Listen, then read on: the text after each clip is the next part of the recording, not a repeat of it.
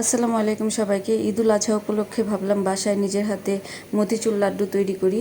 তো এর জন্য আমি বেসন নিয়ে নিয়েছি। আমরা ইফতারের জন্য যেভাবে বেসন গুলাই তার থেকে একটু পাতলা করে বেসনটা আমি গুলিয়ে নিয়েছি। এর মধ্যে 1 চিমটি লবণ এবং হালকা একটু জাফরানের রং দিয়ে নিয়েছি। আমার বেসন গুলানো শেষ। এই পর্যায়ে কড়াইতে আমি তেল দিয়ে নিয়েছি। তেলটা গরম হয়ে গেলে ভালোভাবে গরম হবে, তারপর আমি তেলের মধ্যে বেসনগুলো এভাবে ভেজে নিব। চামচ দিয়ে যেভাবে আমরা ছড়িয়ে ছিটিয়ে যেভাবে ইচ্ছা সেভাবে আর কি ভেজে নেব, যেন মুচমুচে হয়। মুচমুচে হওয়ার পরে বেসনগুলো আমি এই যে ভেজে নিয়েছি। ভাজার পরে এখন আমি এটাকে ব্লেন্ডার করব। ব্লেন্ডার করার সময় অবশ্যই খেয়াল রাখতে হবে এটা যেন পুরোপুরিভাবে মিহি না হয়ে যায়। এটা ঝরঝরে হবে, দানা দানা দানাদার থাকবে। মতিচুর লাড্ডুতে তো আমরা দেখি কেমন দানা দানা একটা ভাব থাকে, সেরকম হওয়ার জন্যই পুরোপুরি মিহি করা যাবে না। অনেক সময় আমরা বাসায় স্ন্যাক্স জাতীয় খাবার বিস্কুটের গুঁড়ো কিংবা ব্রেড ক্রাম দিয়ে থাকি। বিস্কুটের গুঁড়ো বা ব্রেড ক্রাম না থাকলে আমরা এভাবে তার ঘাটতি পূরণ করতে পারি। এই যে আমি কাজু বাদাম নিয়ে নিয়েছি। কাজু বাদামগুলো আমি কুচি কুচি করে কেটে নিয়েছি। আমি এখন 2 কাপ চিনির মধ্যে পানি দিয়ে শিরা তৈরি করব। এই শিরাটা বলক উঠলেই চিনিটা পরিপূর্ণভাবে গলে গেলে এর মধ্যে আমি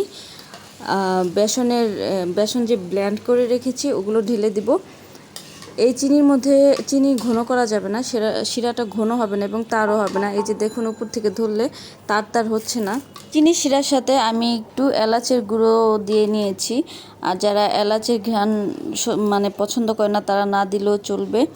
এবং এই যে আমি সব ঢেলে দিয়েছি। এখানে অনেকে ফুড কালার বা জাফরানের রং ইউজ করে থাকে। আমি কোনো কিছু ইউজ করিনি, কোনো কালারই দেইনি।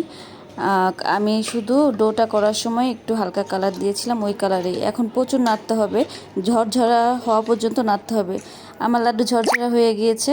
এখন আমি নামিয়ে এটা চুলাতে রাখা অবস্থায় গরম গরম অবস্থায় গোল গোল শেপ দিয়ে নিয়েছি। না হলে ঠান্ডা হয়ে গেলে এটা আর গোল গোল শেপ করা যাবে না। তো আমার হয়ে গেছে। এই যে আমার লাড্ডু, মতিচুর লাড্ডু তৈরি হয়ে গেছে। এখন দেখেন, আমি ভেঙে দেখাবো। একদম দেখেন দোকানের লাড্ডুর মতো পারফেক্ট ঝরঝরে, খুব সুন্দর হয়েছে লাড্ডুটা। আপনারাও ইচ্ছা করলে ট্রাই করে দেখতে পারেন। তো আজ এ পর্যন্তই। আল্লাহ হাফেজ, সবাই ভালো থাকবেন। আসসালামু আলাইকুম।